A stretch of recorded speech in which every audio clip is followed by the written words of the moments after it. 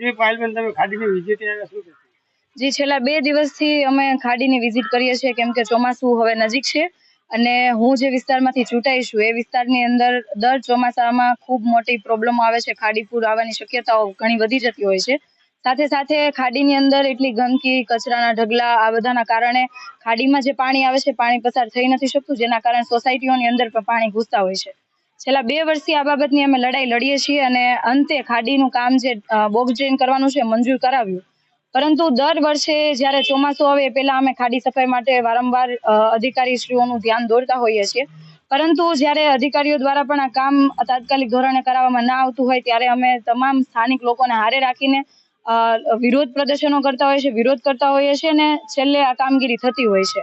અને આ વર્ષે અમે આજે હું અને મારા સાથી નગરસેવક શોભનાબેન કેવડિયા અમે લોકો છેલ્લા 2 દિવસથી વિસ્તારની અલગ અલગ સોસાયટી પાસેથી જે પસાર થાય છે ખાડી એમની વિઝિટ કરી છે.